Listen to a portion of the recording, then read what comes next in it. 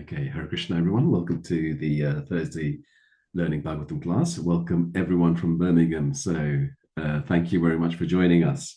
So today we're going to recite from Canto 8, Withdrawal of the Cosmic Creation, and it's chapter 20, Bali Mahārāja surrenders the universe. And our guest speaker today is Vrindavani Devi Mataji. Hare Krishna, welcome Mataji. Hey Over to Krishna, you. thank you. Thank you so much for having me on. It's always such a pleasure to be invited along to share Bhagavatam with other fellow Bhagavatam enthusiasts.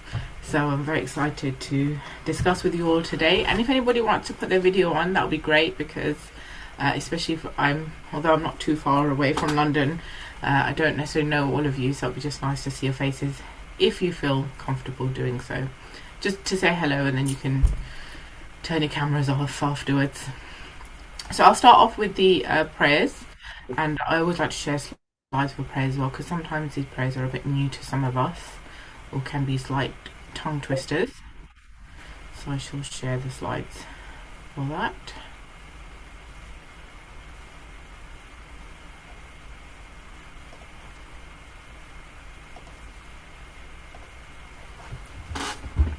Although I probably should have Radha London Ishvara here.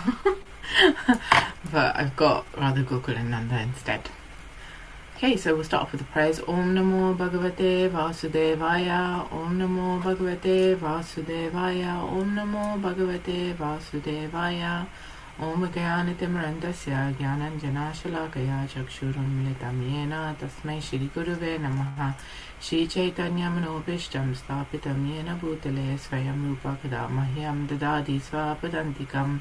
Vandeham Shri Guru Shri Yuta Padakamalam Shri Gurun Vaishnavamscha Shri Rupam Sagrajatam Sahagana Raghunatam Vitam Tam Sajivam Sadvaitam Savadutam Parijana Sahitam Krishna Chaitanya Devam Shri Radha Krishna Pada Sahagana Lalita Shri Vishakam Vatamscha He Krishna Karna Sindhu Dinabandhu Jagadpate Gopesha Gopika Kanta Radha Kanta Namastute Tapta Kanchana Gaurangi Radhe Vrindavaneshwari Vishabhanu Sutta Devi Pranamami Hari Priye Vanchakalpa Turubhyascha Kripa Sindhu Bhaivacha Patitanam Pavanebhyo Vaishnavebhyo Namo Namaha Namo Vishnu Padaya Krishna Prastaya Bhutale Srimati Bhaktivedanta Swami Niti Namine Namaste Saraswati Deve Gauravani Pracharine Nivishesha Shunyavadi Paschatya Deshatarine Jai Shri Krishna Chaitanya Prabhu Nityananda Shri Advaita Gadadhara Shivasadi Gaur Bhaktavinda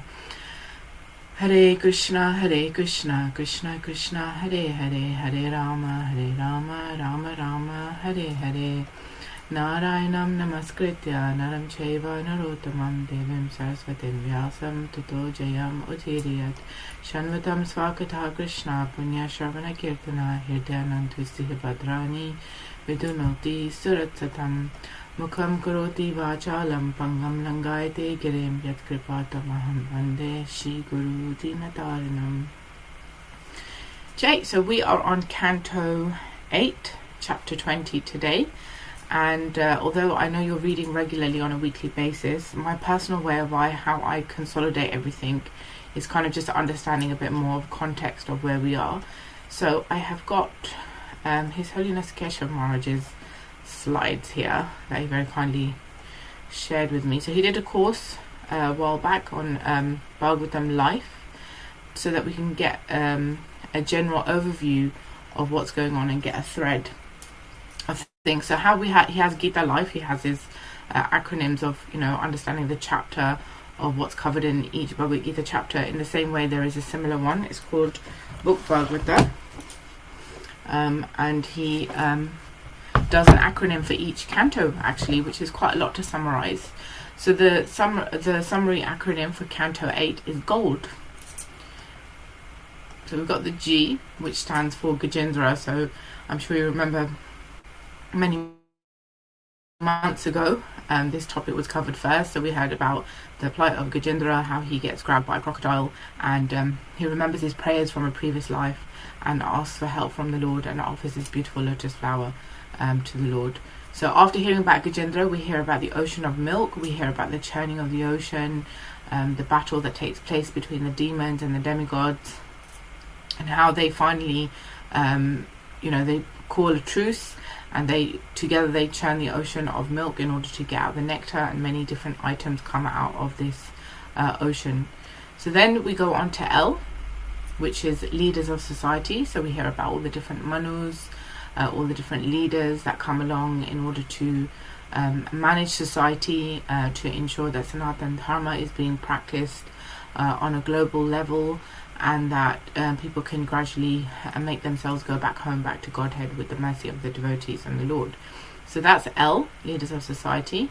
And now it's our current topic that we're on over the last few chapters, which is the dwarf incarnation. So that way, hopefully you can very easily say, oh yeah, I'm on Canto 8. What are the topics that are being covered? And you can roll it off your tongue. Gold, Gajendra, ocean of milk, leaders of society, and the dwarf incarnation. That is Vamanadev. Okay, so that is a very useful tool for me. So hopefully for you also that would be useful. Right, so chapter 20, we've got, we had our wonderful Jainithai, His Grace Jainithai Prabhu last week, covering the previous chapter. And I had to listen to his classes. His Grace Jainithai Prabhu is such an inspiration to me. He was there from my very early days of when I started my devotional life at Soho Street Temple. I never actually ever attended any classes. I would come only for Aarti. I was one of those haughty Hindus that thought I knew everything that I needed to know, so I didn't need to stay for class until one day I heard Jainithai Prabhu singing Jai Radha Madhava just as I was walking out the door to escape. I heard him sing Jai Radha Madhava, and I just hung out for a bit longer, and I really was mesmerized, and I stayed for class, and that was my first Bhagavad Gita class that I ever attended. And here I am today, due to his mercy. So all glories to His Grace Jainithai Prabhu and all the devotees as well at Soho Street and all the different community. Okay, so chapter 20 is entitled Bali Mahārāja Surrenders the Universe. So we've understood that the demons, they've taken power, and the person heading up the demons is Bali Mahārāja. They had worked very hard to serve Shukracharya, who's a Brahmana, and because of their blessings in pleasing Shukracharya, the demons actually became very, very powerful, and they were able to take over the heavenly planets. So normally we have Indra, who's in charge of the heavens, but Indra had he didn't really pay so much attention to his guru. He neglected him, and therefore he lost his prowess, or his ability to hold on to his power and in the heavenly planets. So the demons are now in power, and the demigods had approached Lord Vishnu to say, we're in trouble. We don't have anywhere to live. We don't have anywhere to stay. Please, can we be granted back our abode? We're homeless. And so then Lord Vishnu comes in this guise as this Brahmana boy, as Vamanadev, and he asks for 3 steps of land. And and Bali Mahārāja, owning everything in the whole 3 worlds, says to this little Brahmin boy, Vamana, that, are you sure you only want 3 steps of land? I have so much that I can offer you. Why is it that you're only asking for 3 steps of land? And then we hear the discussion about why it's important to be satisfied and not be greedy. And then from that point onwards, Bali Mahārāja says, okay, well, so be it. If you want 3 steps of land, fine, I'll grant you that. And when Bali Mahārāja is about to complete the transaction, as you call it, make the vow, make the sankalpa, and offer the water as a sankalpa, as a promise, Shukracharya then intervenes. So Shukracharya,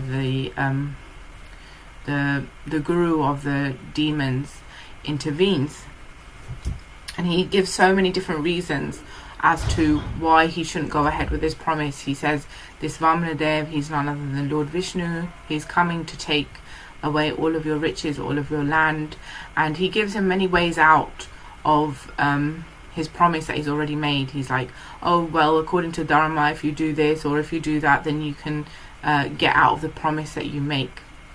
So then chapter 20 starts off with Bali Mahārāja directly disobeying the orders of Shukracharya. Now, as devotees, when we go to the morning program, every morning we chant the 10 offences to the holy name, and the third offence to the holy name is to disobey the orders of the spiritual master. And here we have Bali Mahārāja, this demon who's taken over all of the world, who actually has great qualities. We know him as a Mahajan, a great devotee of the Lord, and he is willingly wishing to disobey the orders of the spiritual master. And so Bali Mahārāja speaks here. So what's interesting, the chapter starts off with Bali Mahārāja listening to Shukracharya. He doesn't argue with him. He doesn't intervene while Shukracharya is still talking. He very patiently listens to what his guru has to say. And he contemplates. So we can understand a lot by this. Sometimes when we're overcome with emotion, we don't necessarily contemplate. Immediately we may speak up, or we may interfere, or we may defend ourselves. But Bali Mahārāja remains silent for some time after hearing Shukracharya's advice, and he deliberates on it.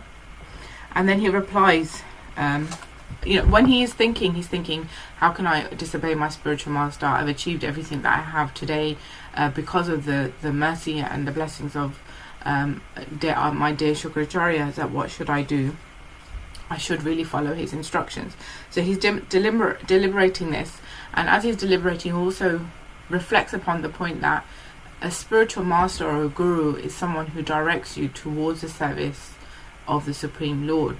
But it seems like there was a bit of a contradiction here, because Shukracharya is saying, don't go ahead with your promise. You've made this promise to Vamanadev, don't go ahead with your promise. So Bali Mahārāja kind of pauses and thinks here that, is he helping me in my devotional life by giving up these items and giving them to this Brahmana, these promises that I've made? And as a Kshatriya, it's the duty that once you've made a vow or made a promise, especially to a Brahmana, it must be fulfilled. So then, he deliberates in this way. And then we hear how he says, Bali tells Shukracharya that, all of these things, these points that you've made, these statements that you've made about Dharma, fame, about me holding on to my riches, and I shouldn't become poor in the process of offering everything to this Brahmana. It's great and wonderful. However, I can't go ahead and listen to your instructions. He states things like, he gives his reasons of why he should go ahead and give his charity to Vamanadev. He, first of all, in verse 3, he glorifies Prahlad. He says, I'm the grandson of Prahlad, and Prahlad is very glorious, and Prahlad Mahārāja was always very favourable to the Lord. And in the same way, I must also be favourable to the Lord as well. That I shouldn't withdraw my promise simply out of greed for money and cheat this Brahmana from the promise that I've just made. And Prabhupada very nicely in the purport of this verse explains about sadhana siddha and kripa siddha. So I want you to think about these 2 points, because I'm going to ask you a question in a sec and you'll get to vote by using the emojis. So sadhana siddha is a process of practicing regulated devotional service. So on a day-to-day basis, you do some sort of practice of devotional life and hopefully get purified, and then eventually will develop spontaneous devotion. But then there's kripa siddha. Kripa siddha is when your guru or another devotee becomes so pleased with you that they fast track you to pure devotion. So we see many examples of both sadhana siddha and kripa siddha in the Bhagavatam. So first of all, does anybody have any examples of either of these in the Bhagavatam? And please do raise your hand or unmute and share with us about examples of people who have received kripa siddha, or those that we know as sadhana siddhas. Narad Muni and the painters, Narad Muni. Sorry, I can't hear you so well, but I heard you mention Narad Muni. So Narad Muni is, you were saying, is a kripa siddha. Yeah. He gets the mercy of the Brahmanas, the Bhaktivedantas, that here, please eat our Mahaprasad, please follow these regulative principles, and you'll do very well. Wonderful, thank you. Any other examples out there?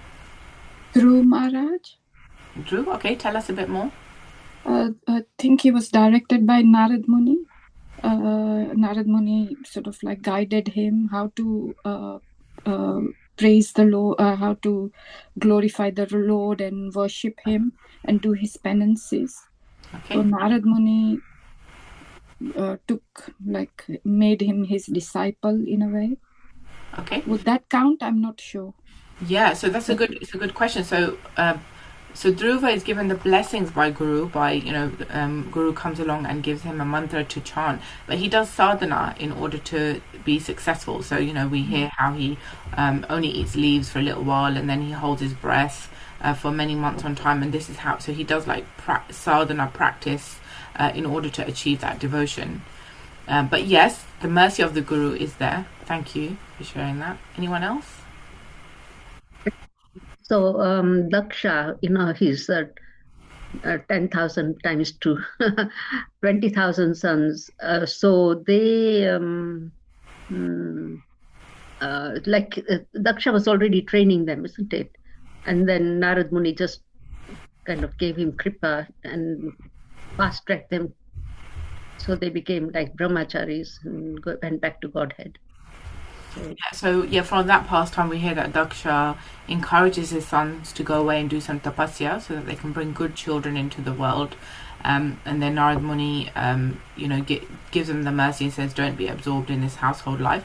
It's not quite Kripa Siddha. I think maybe if I give an example we can understand. So for example, the wives of the Brahmanas in Vraja, so they get Kripa Siddha, they get complete and utter devotion to Krishna without doing any regular sadhana bhakti. So the wives of the Brahmanas, they are serving their husbands, they're cooking very nicely, they're offering to the Lord, but they don't necessarily wake up early, take shower, chant on beads for a couple of hours in order to develop that sadhana. So that's what that sadhana siddha is.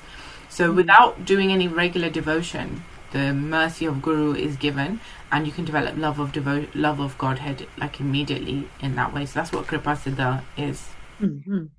Thank you so much for your contributions on that. So the wives of the Brahmanas are there, and also we have people like Sukadeva Goswami as well. We have he's in the womb of his mother, he doesn't want to leave the womb of his mother, and then Vyasadeva has to go and collect Krishna all the way from Dwarka, and Krishna says, I promise you, don't worry, when you come out you won't be overcome by Maya. So immediately Sukadeva Goswami comes into the world, and he's an Atma Rama. He's immediately got that deep devotion towards the Lord, so that's also known as Kripa Siddha. Yes, Sadhvi Mataji. Hare Krishna, thank you very much for today. Wasn't it the wife of Brahmanas who gave food to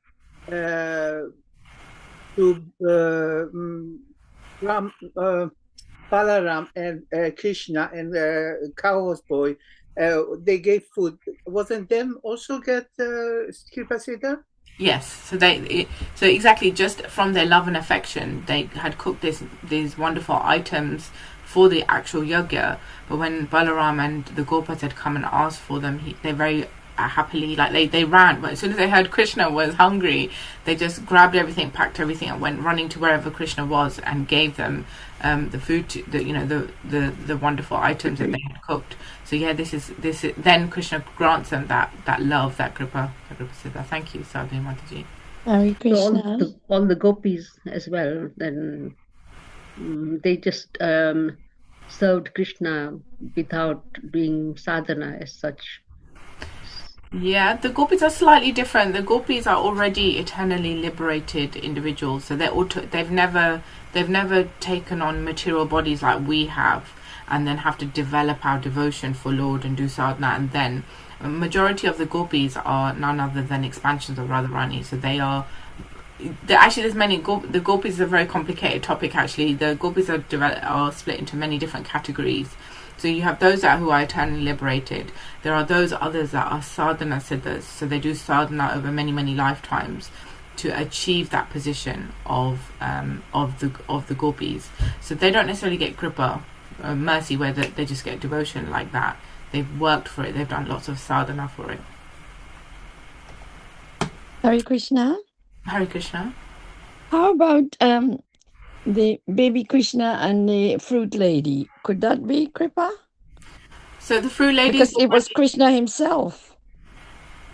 yeah. So yeah, I mean, with the ladies, well, especially those who lived in Vrindavan. So the fruit lady, she's an Aborigine. She already had a lot of devotion towards Krishna. She wasn't necessarily granted that. The fact that she's in the Leela of Krishna pastimes means she's already a pure devotee.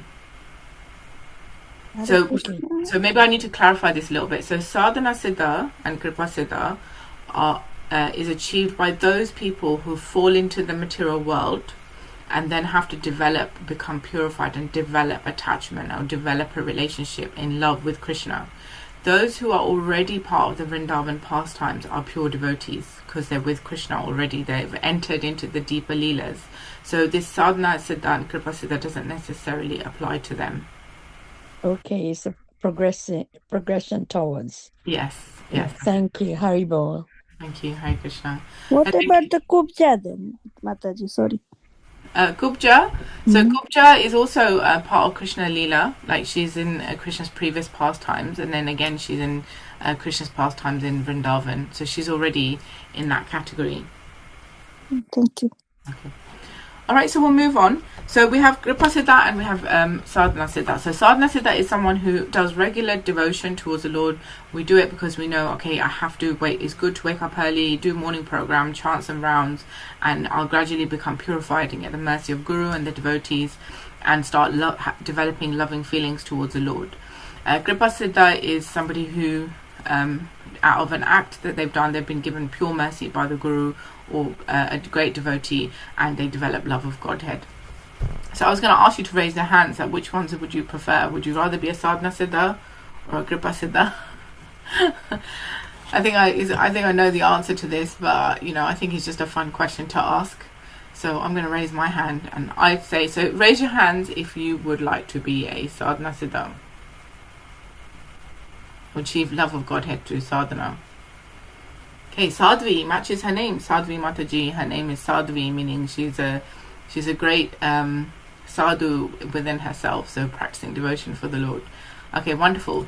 Who would like to achieve love of Godhead through Kripa Siddha?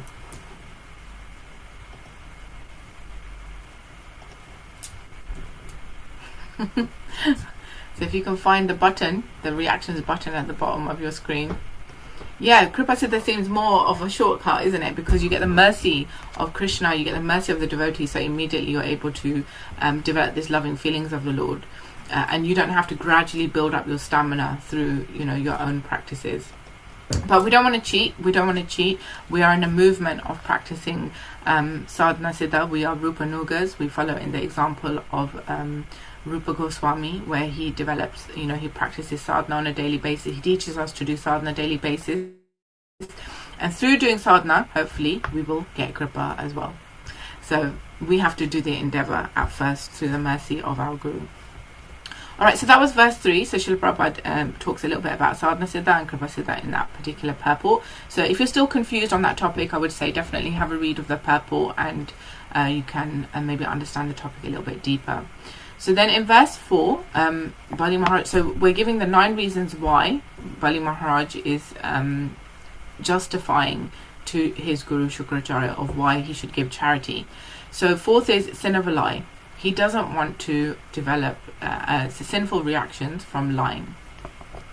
And actually Prabhupada mentions in the purport that Mother Earth, who carries us all the time, we are on Mother Earth, we are on her land, we are using her resources always. She says that she is happy to carry the weight of heavy mountains on earth, but she is unable to carry the burden of a sinful person who lies. So I think that's something that we all have to reflect on, because even as devotees, sometimes we can tell a little bit of white lies here and there. Oh, I'm so sorry I was late to your house, there was a lot of traffic. When really it could have been we were just procrastinating to get up, take a shower, get changed and go to somebody's house. So even these little lies, they really do add up. So we have to try and be as truthful as possible and honest as possible in our dealings. So here Bali Mahārāja is explaining, there is nothing more sinful than untruthfulness. Mother Earth once said, I can bear any heavy thing except the burden of the most heinous liar. So that's one thing. And it's also important that as devotees, we're following the 4 regulative principles, right? So what are the 4 regulative principles? No meat eating, no gambling. No Okay, well, meat let's take one by intoxication. one. Yeah. No meat eating. So what leg of dharma is that representing? Mercy. Yeah, so because we're merciful, we therefore then don't take the life of others in order to fill our belly. So great, mercy. Okay, then what was the next one? No intoxication. No intoxication. Which leg does that represent? Austerity. Okay, do you want to explain why?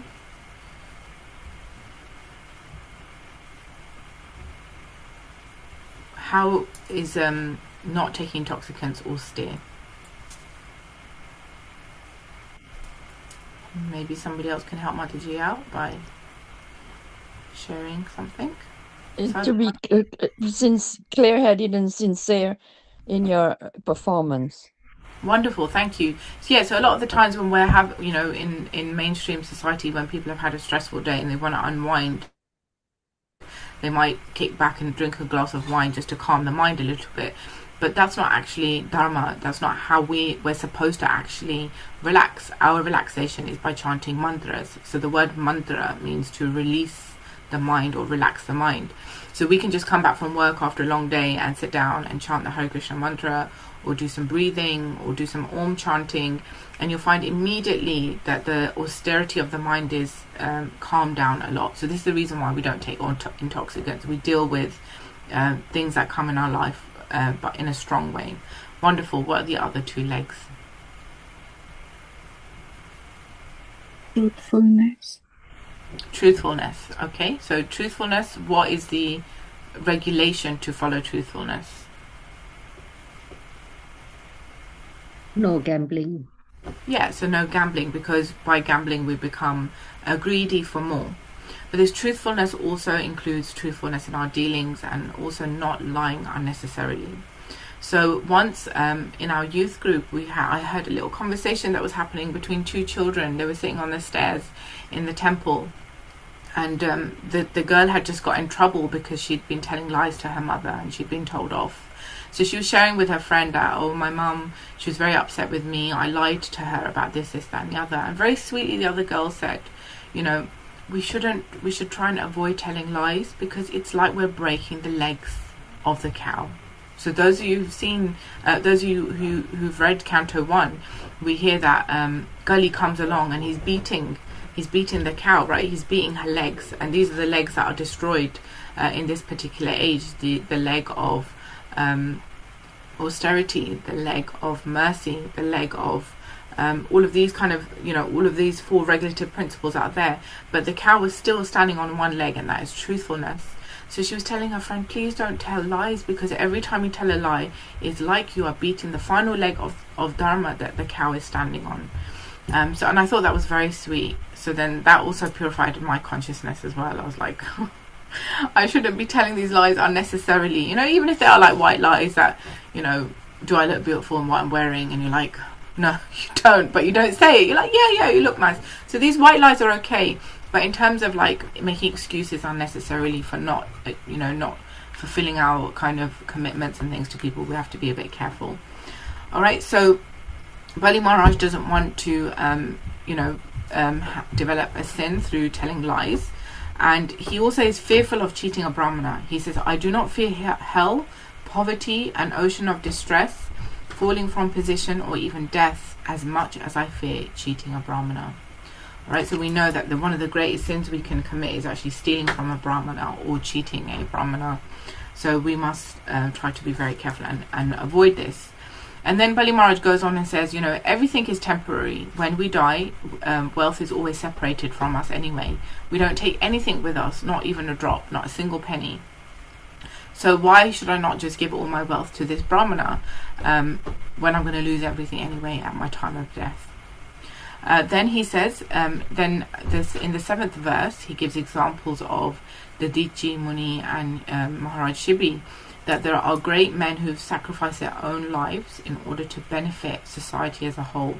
So why should I hesitate just to give this small piece of land So does anybody know what the Dasi Muni did, or what Mahārāja Shibi did that makes them so magnanimous to be mentioned by Bali Mahārāja?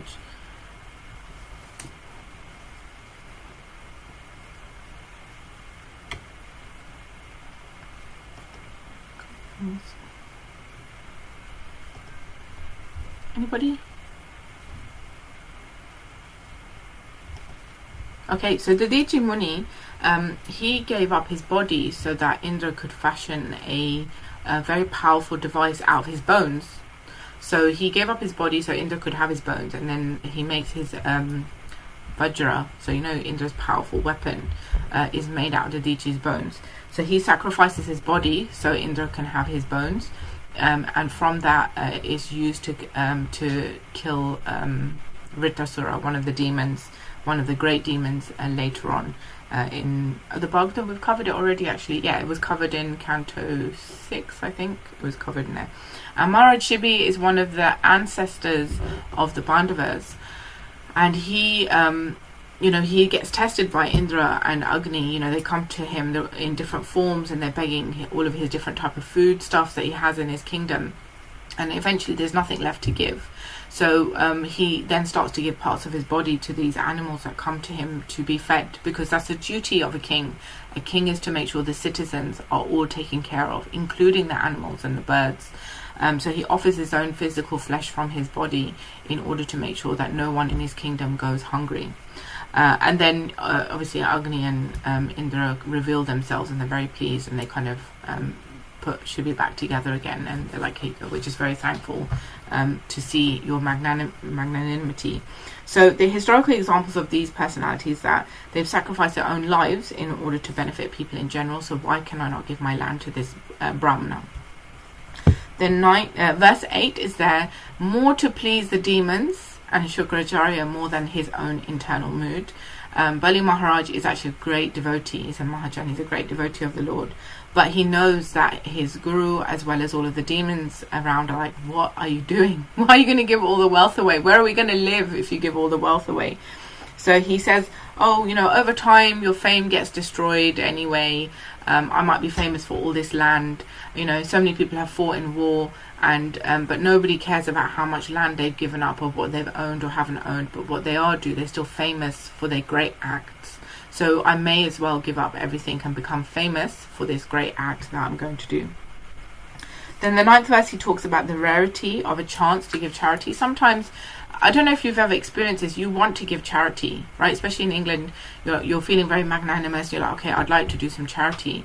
And maybe you cook a whole load of prasad and create some tiffins to give them out, and then you can't find any homeless people. You're looking around, you're like, I want to give this to somebody, I want to feel the hurt, and you cannot find a single homeless person.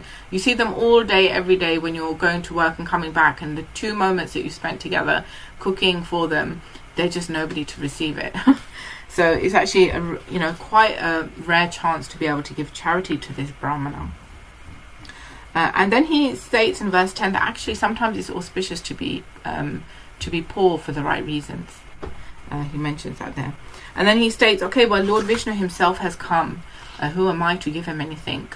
There is no harm in me giving all of my belongings to him. And he understands the mood that Lord Vishnu is the highest. And he explains that, as Brahmanas, you're doing all of these yagyas and sacrifices. Ultimately, you're doing it to please Lord Vishnu. And Lord Vishnu himself has come to ask me for all of this land. He doesn't need anything. So, why should I not go ahead and fulfill my promise? And then he jokes in verse 12. Bali Mahārāja is joking. He's like, even though he's Lord Vishnu, out of fear, he's come like this little boy to get these 3 steps of land for me. He didn't come directly as Lord Vishnu, but he came as this cute little and beautiful form of Vamanadev to get it from him. So what Bali Mahārāja is saying here is, even if Lord Vishnu came himself in his true form, he would have very happily given anything that Lord Vishnu asked for. He didn't necessarily need to come in this Vamnadev form, but it makes the pastime even sweeter because he's come in this form of this beautiful boy. And this festival is celebrated so beautifully, like especially in India, in the temples that are in India, maybe here as well in the UK, but I've not experienced it. They'll dress one of the small Gurukul boys up like Vamnadev, and they'll do his full puja and worship and enact the pastime, and it's actually very, very sweet and very attractive because you see the innocence that is there in this child. Okay, so these are all the reasons that Bali Mahārāja gives as to why he should continue with his vow and why he should reject the orders of his spiritual master. Now, there's a really important verse that Rishabhdev states to his sons. He states in Canto 5, Canto 5, chapter 5, verse 18. He says, Guru nasasyat, jano svajano nasasyat, pita nasasyat, janani nasasyat, devam natatsyan, napati sasyasyan. Sorry, my Sanskrit is terrible. Namochayed ya samupet mrityam. So he says, one who cannot deliver his dependent from the path of birth and death should never become a spiritual master, a father or mother, a worshipable demigod, and one person shouldn't become a spouse, like a husband or a wife. So Rishabhdev is saying that when we take on these roles, the ultimate purpose of having that role is actually to release our dependent from the cycle of birth and death. So Shukracharya here is doing a great disservice. He's trying to stop his dependent, Bali Mahārāja, from doing the ultimate charity or ultimate sacrifice to please Lord Vishnu. He's actually pulling him away. And we can read the previous Acharya's commentaries on this, and they explain that Shukracharya, although he's a Brahmana, there are many different types of Brahmanas, and he's more of a karma kandi Brahmana that does like ritualistic activities, more in the mood of gaining wealth and things like that. And Shukracharya in particular was just thinking that if my disciple gives away all of his belongings, as his guru, I will lose everything as well, because he will not be able to give me anything. He'll not be able to give me any dakshina. So here Shukracharya is selfish in his thinking. He's not thinking about the liberation or the going back to Godhead of his disciple. He's more thinking about himself, his own comfort. So in this state, it's okay to reject your guru. If your guru is deviating you away from devotional service, then one must question, okay, is this a genuine guru, or what are his intentions really? So we need to think about this. But it also states the importance of being a spouse, a husband or a wife. It's important that we kind of view our partners in a way to help release them from this cycle of birth and death, and even higher than that, develop love of Godhead. So cooperate with one another and encourage each other, keep Krishna at the center, and develop devotional life together. And even more importantly, becoming a parent. If we have brought children into this world, it is our duty to systematically train and educate them in our Vedic scriptures and the knowledge of the Bhagavad Gita and the Bhagavatam, so that they've come into this world and they can make the best use of their human life by hearing about these higher topics that they wouldn't have got in any other species of life. And especially as devotees, we read in the Bhagavad Gita that if someone has been on a long journey to practice devotional life but hasn't perfected it, they're born in an aristocratic family or a family of devotees or family of brahmanas, so they can complete their journey.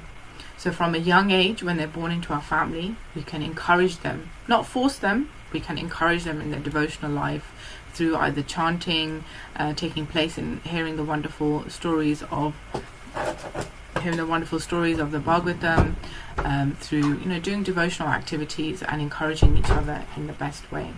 So this is a very important verse, I feel. It's very instructive to me also, because sometimes when I can get a bit distracted, it reminds me actually that these children and my spouse is not just there for my enjoyment. There's actually a higher purpose for them, that I should actually be encouraging to keep Krishna at the center.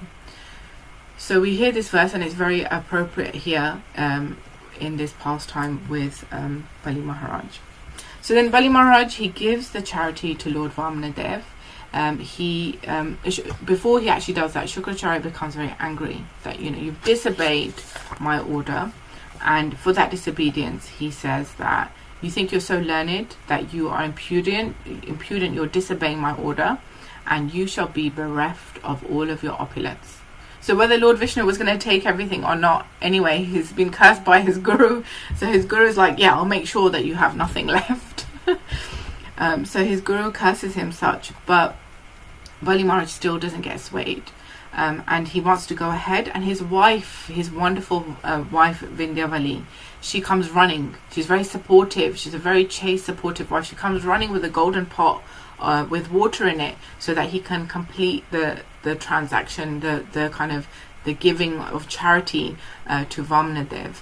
So we can learn great lessons from this. Sometimes as spouses, we can be like, why are you giving so much money to the temple? Buy me a nice sari, buy me some wonderful gold jewelry. Krishna's rich, he has all the opulences of the world. Please don't give him all the money. So it makes us realize that actually we should be thinking more about pleasing the Lord and making him happy, and supporting our partners in their journey, and to not be miserly as well in this way. So Vrindavani, she's very excited. She's like his princess. She's his queen. She's the queen of the entire universe, because obviously if Bali Mahārāja is lord of the universe because he's captured all of the different 3 planetary systems, then she's also very opulent. But she has good character, she has good dharma, she knows her values. So she comes running with this gold pot, and then together they wash the Lord's lotus feet. And they take, from washing the lotus feet of the Lord, they take the water and they sprinkle it on their heads and everybody around them. So this is a good practice for us to even follow today, is that when a saintly person comes to our home, we should try and wash their feet. Don't force them. I think especially here in England, when it's cold, people don't necessarily want to take their socks off and have water poured on it, because it just makes them feel cold. So not be forceful, but it's still a wonderful practice. It's good training for us, and it's good training for our children, that please, allow us to wash your feet, and then you sprinkle that water on your head and everybody around. And it's very purifying. It's very humbling and purifying for everybody. But for Vamanadev, washing Vamanadev's feet, that water that is washing the feet of Vamanadev is none other than Ganga. So we hear about Ganga Devi appearing into the world in many different ways, in 3 ways just within this pastime. But particularly here it says this is also considered to be Ganga Jal, the water that washes Vamanadev's feet at that particular time. They sprinkle it on their head. So it says, then took on his head that water which delivers the entire universe. And at that time when they're washing the feet of Vamanadev, all of the different residents on all of the different planetary systems, even though Bali Mahārāja may have taken their land by force, they're praising him. So the Gandharvas, the Vidyadharas, the Siddhas, the Charanas, and they're praising him for his simple and non-duplicitous act. He kept his word. And he's performed this difficult task, even though it means he's giving up all of the 3 worlds. Now, no one can give the Lord anything, because everything belongs to the Lord. But this sense of belonging, or feeling like we own something, it can be very nice and satisfying when we are giving it up and offering it to the Lord. Okay, so then from that point onwards, Vamanadev then starts to grow. So we hear the description of how Vamanadev, from this small boy, becomes this huge form of the Lord. So as he's growing, and he's growing larger and larger, under his first foot he covers the earth, the planets, the sky, all the directions, the oceans, the birds, the beasts, the human beings, demigods and sages. Okay, and then with the second step, he also covers everything. So it's described that anything that was under his foot was also his, even though he may not physically stepped on it. In the same way, everything that got covered by his body was also his. And as he's taking that step, that second step, his toe pokes just the covering of the universe. So that as he pokes the covering of the universe, the causal ocean, or the water that Mahavishnu is lying in, the Garna ocean, one drop trickles out. is described in Canto 9. One drop trickles out, and that today is our Ganga Devi that we have here on earth. So how huge must be the causal ocean be that just one drop comes out, and from that one drop we have the entire Ganga Devi that we can see. Those of you that have experienced it in Bharat, when you've been, you can see like the gush of her water is so strong, and it's just one drop of the causal ocean. So as that one drop falls, it washes the foot of Vamanadev, so she becomes even more glorious. So that one drop of the causal ocean then becomes Ganga Devi that comes down Vamanadev's foot and then goes to all the different planetary systems. And then she stops before she gets to Earth. And then we hear that wonderful story in Canto 5 about the descent of Ganga Devi in chapter 17, that there's a family who's, King Sagara's sons, 60,000 sons, have been burned to ashes because of a great offence that they'd committed, and they were suffering a lot. And the entire dynasty of Sagara were doing austerities to call Mother Ganga onto Earth, the Earth globe, in order for the ashes for her to come and liberate these 60,000 sons. So eventually Bhagirath manages to complete that austerity, and then she comes down to Earth. That's why she's known as Bhagirathi as well on Earth. She's also known as Vishnu Pada because she washes the feet of Vishnu as she's falling down. So Ganga Devi is very, very special. So when we go, on the media and things like that, we might hear all these terrible things about Ganga Devi, but actually Ganga Devi is so very glorious. When you're there, either when you're on in a boat on her waters, or whether you are just sitting by the banks of the Ganga, you can just really meditate on that this is from the causal ocean. Mahavishnu has been lying in this water, in the causal ocean. This same water has washed the lotus feet of Vamanadev.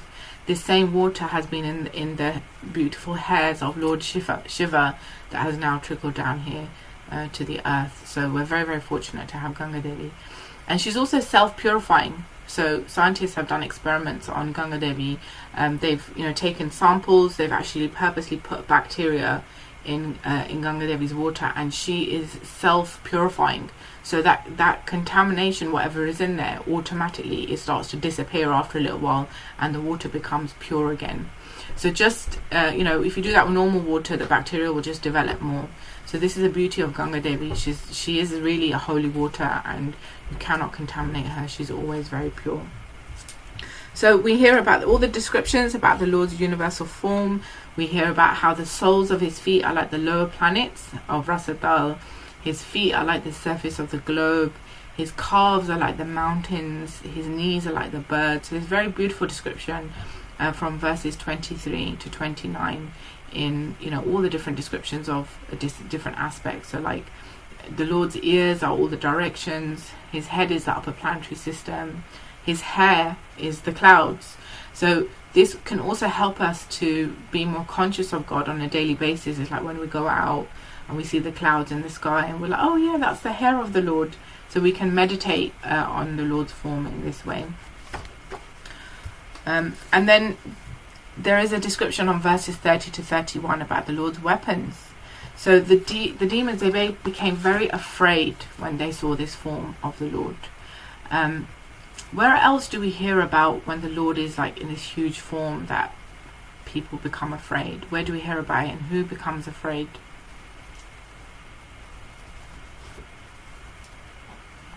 Arjuna with Krishna. Okay, tell me more, please. Well, in his true form, he showed himself, which was very scary, and Arjuna asked for him to reform back to the two-armed person. Wonderful, thank you. Yes. Thank you, Mataji. Yeah, so on the battlefield of Kurukshetra, Arjuna's like, oh, well, you say you're God, so then can you show me your God form, like your universal form of how you are present in the entire universe? And so then Krishna kind of changes his form, and he's like this huge form covering all the different directions and everything like that.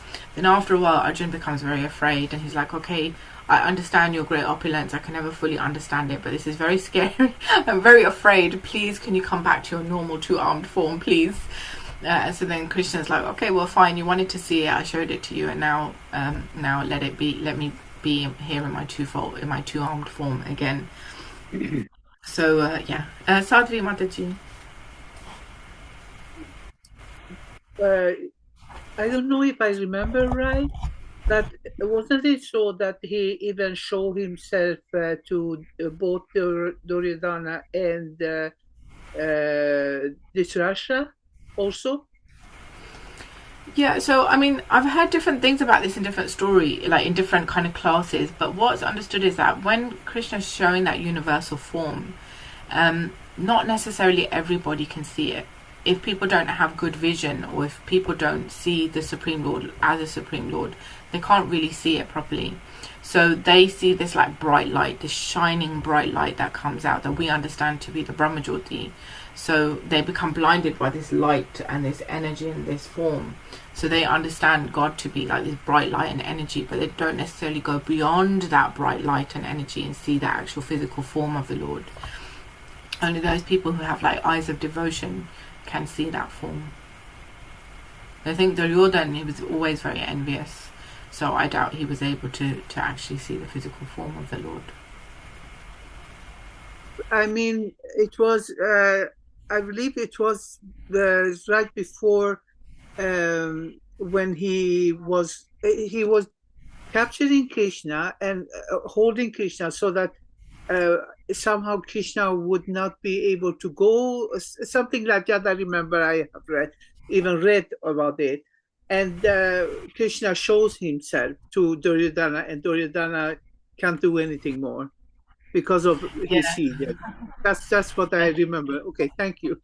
Yes, wonderful. Yeah, that happens in the Mahabharata when Krishna comes as the messenger for the Pandavas. And when a messenger comes in your kingdom, you're actually supposed to treat them very nicely. You're supposed to treat them like royalty. But Duryodhana didn't like the things that he was hearing from Krishna. He didn't like the peace message. So he was like, everybody go capture the messenger. So then in that time, Krishna also shows his universal form, or shows a form of him, which is very afraid, but fearful. So it's described here that in verses 30 to 31, that the demons became very perturbed upon seeing the Lord's universal form, and they actually saw his various weapons as well, that and they seem to be they see these weapons of the Lord offering worship and praise to the Lord. So as we know in our Sanatana Dharma, everything is personified. These things, like especially when things belong to the Lord, they're non-different, meaning they're not inanimate matter, they are transcendental beings. So we hear all the names of all of the different weapons. So we hear like Sudarshan. So it's not just a disc, it's Sudarshan disc. And, you know, it's offering praise to the Lord. Then you've got the Lord's bow. And then you've got the Panchajanya conch shell. You've got the Kamodika club. You've got the Vidyadhara sword. So all of these different weapons are there. And then you've got this Akshaya Sayaka is the best of quivers that belongs to the Lord. So the weapons as well are offering praise to the Lord. And in fact, as personalists, we understand that the Lord is never alone. The Lord is always surrounded by an entourage. So when we read in Canto 3 about before the Lord starts the creation, Lord Vishnu is there in the spiritual world, and he's surrounded by, you know, Nanda, Sunanda, Jay, Vijay. Like there's loads of personalities out there. You've got the personified senses, you've got the personified elements that are all there, that are always, you know, the Lord's. And when the Lord goes anywhere, they follow him around. So he always has an entourage, and we can experience that a lot in ISKCON, right? When the sannyasis come, you know, they never really are coming alone. They always are surrounded by an entourage, which is very nice. It shows that we have great appreciation for the qualities that are there in that person. So the Lord's associates are offering him prayers, and all the deities of various planets are offering him prayers as well. So all the devatas and things. And then they're stressing the fact about the Lord's beauty. You know, they're talking about his brilliant helmet, his bracelets, his glittering earrings that resemble a fish. And on his bosom or in his chest area, he has a Shivatsa mark, which is like a golden tuft of hair, which is representing Lakshmi Devi. And he has this Kaustubha gem around his neck. He's wearing a beautiful yellow garment, which is like shining like lightning, which is covered by a belt, by a kamarband, and garlanded, surrounded by bees, and garlands surrounded by bees who are buzzing, and they're drunk on the honey and the holy name and everything that they're hearing. So here this chapter ends with the Lord. He covers the entire surface of the earth with 1 footstep. He covers the sky with his body and all the directions with his arms, the heavenly planets with his 2nd step. That he doesn't find a spot for his 3rd step. So his 2nd step, it covers even like the higher planets. So it's gone, you've got the heavenly planets, you've got Mahārāja, Janalok, Tapalok, and even Satyalok, even Brahma's planet. So now he's covered everything. Where is he going to put his 3rd step? All shall be revealed next Tuesday with your guest speaker who comes next week. So I don't want to overstep and go into the next chapter. We'll leave that for the next speaker. So, how exciting. What's going to happen next? I'm sure most of you have read ahead and already know what happens next. But it's always nice to hear in a bit more detail. So this is important. We understand that when we make promises, we must try and make sure we keep them, or don't make promises that you can't keep. Sometimes we can be like, no, I promise I will do this. For sure I will do this. But we have to be true to ourselves. We're not like the individuals of Satya Yoga or Treta Yoga anymore, where, prana jaye, par vachan na jaye, let my soul go, or let me leave my body, but my word will always be fulfilled. We're Kali Yogites, so everything that we say, we say one thing, promise one thing at one moment, and then as we've turned the corner, we've completely broken our vow. But here we see that we will see Bali surrender, and what surrender means in actual sense of the word. So we're very fortunate that we have personalities like Bali Mahārāja, which are Mahajans. Mahajan, the word Mahajan means personalities who are expert in the science of devotional service. So what's nice in Bhagavatam, we don't hear that these people are perfect and 100% wonderful. We hear about their difficulties, their difficult circumstances that they go to allow them to eventually develop into these pure personalities. And we can also, from that, we can learn so much, that being a devotee doesn't mean we won't have troubles, or we won't have difficulties, or problems won't come our way. It makes us understand that these issues, these reversals are actually there to help develop us, for us to go deeper into our own spiritual lives and become purified and more connected with the Lord. So on that, I will hand over if there's any queries, corrections, additions. So over to you, Dharmendra Prabhu. Okay, thank you very much, Mataji. That was a really beautiful class, as always. Thank you for that. If anyone's got any questions, please do raise your virtual hands or raise your physical hands if you can. Whilst we're doing that, I'll ask a question, if that's okay.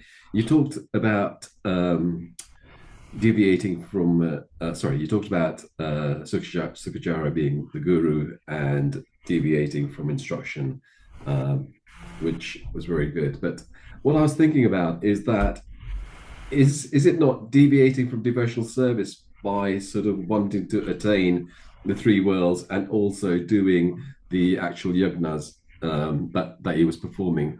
Was that not also a deviation of service? Mm-hmm. For performing the yoga can be seen as a deviation. Okay, so different personalities, and so we have our varnashram system, right? We have our varna, our occupation, and every occupation is dependent upon our nature and the kind of activities we do. And then we have our ashram. So you got people who are at different stages in life. So you got your brahmachari, you got your grahastas, and so on and so forth. So at every stage, there's different people have different duties to perform. So Bali Mahārāja being in charge, whether he was in charge of the 3 worlds or not, the fact that he was a king meant that he had duties of a Kshatriya.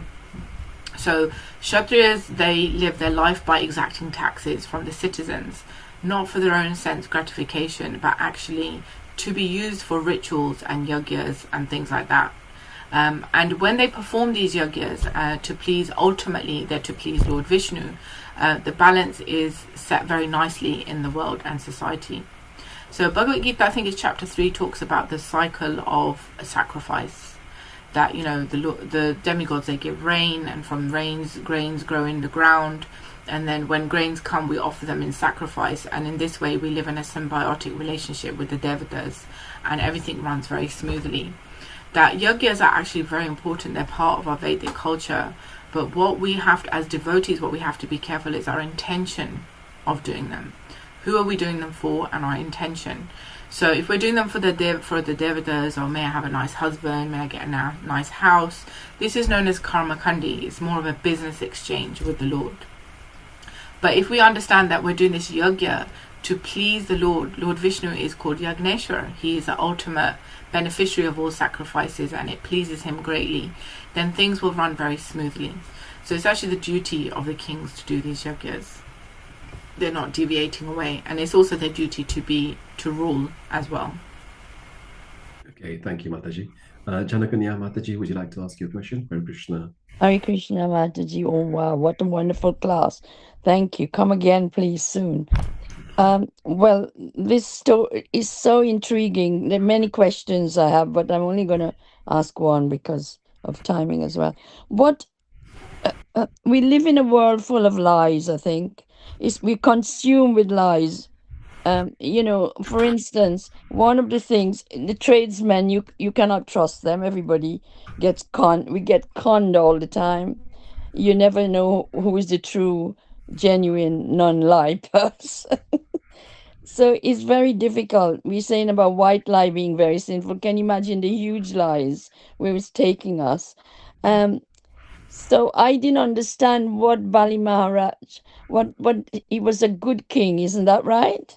Yeah. What did he do that he needed to have everything taken away? What was the lesson? I understand the lesson, surrendering and giving up and all that, and not being greedy. But what did he do that caused that? Thank you. It's a great question. So just on the first point that you made about lies and things like that and tradesmen. So as I mentioned about Varnashram, everybody has different duties. So we have the Vaishyas, who are the merchants or the business class, and also those who do agriculture. So they are allowed to lie a little bit to make a little bit of profit. So there is some lying that is allowed, but that is mostly for business people. Not lies where they're going to, make the prices very extortionate, but they are allowed to lie. Because you'll say, oh yes, you'll go, even to Vrindavani, you'll go, they say, no, Mataji, I'm giving you the best price for this sari. I'm not keeping anything for myself. I'm giving you the best price. But they're making profit out of you. So they are actually allowed to do that within reason, but there's certain brackets that are allowed within dharma and certain that are not. But still, we don't like to be cheated, we don't like to be taken for a fool. But this is their livelihood. This is how business people make money, by charging a little bit of profit, but not extortionate. And then second, what did Bali Mahārāja do? So Bali Mahārāja, Shri Ishopanishad states that this Ishavasya principle, that we should not take more than our quota. So as individuals, we're all born with our own karma bank balance, and we all have our own quota to the last grain of what we're meant to achieve. And we shouldn't usurp somebody else's quota. So Bali Mahārāja has taken over the three worlds when really doesn't really belong to him. The heavenly planets, belong to Indra. He's the king, and the devatas have to live there. That's their place. That's their home. And he has become very powerful and usurped that land. He's taken that land away. So therefore, Lord Vishnu comes to restore the balance. So that's why it gets taken away. So that's what I would say on that. So I'm not sure if that satisfies you. That is beautiful. And can I just ask one little one, please? Because my name, Janu Kanya, is the daughter of Saint Janu, I believe. And I only know a little bit about it. But however, I didn't know it was Ganga Devi who actually originally produced this one drop of water that ended up on Lord Shiva's matted hair. Is that right?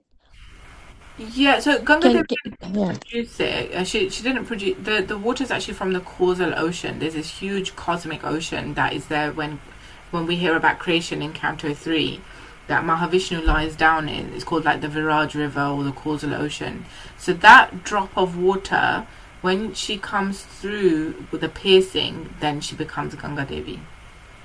So she sort of passed it on, processed it, yeah. The cause of water is none other than Ganga Devi. They're not different from each other. Okay, thank you. Beautiful. Thank you for a wonderful Thank you very much. Hari Bol. Hare Krishna. Hare Krishna. Okay, Sadhu Mataji, would you like to ask your question? Hare Krishna. Yes, please. Thank you. In this chapter, it came to talk about Brahmana and Brahmana's wife and so on and so on. And somehow it came to that, to my mind, the man and the woman and the whatever man do for the benefit, it benefits his wife and so on and so on. What I want to know is it the same way around also for if the woman do everything well, everything right, will the man get a benefit also, or how is it? Is it only the man doing it? And I understand that, for instance, I'm a mother of 6 children. They're wonderful, and I'm grateful for they have done good for themselves. But in the same time, I get to when I get to hear that a woman shouldn't be mother if she can't raise them well, raise them to be God conscious. You know what I mean? So, and in different culture, it's different how the family works. You know what I mean? So even though the wife wants to do it in certain way, they don't get. They don't. She's not allowed to do it. It's a father. It's a man. The man who has the more, how to say, saying in it. You know what I mean? So what to do? The woman has to go against her husband and do the way that she learn and understand to be right, or to follow the husband. So you know what I mean? It's very confusing for me to. Please help me to understand. Yeah, I think you ask a really beautiful, deep question that we can probably do some separate classes on.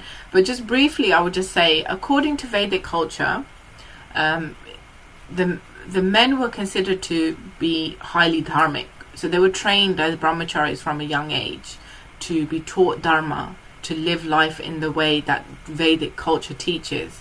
And therefore, anything that they did later on when they got married, anything that they do, their wife would get out 50% of the benefit. Now we're living in a Kali Yuga world where neither are we going to gurukuls, or neither are our husbands and things like that. So everything is quite muddled up in that sense. But the rule is definitely, I've not read anywhere that, if women do it, then the husband gets half the benefit. When a woman does, she gets to keep 100% of what she does. She doesn't share it with anybody else.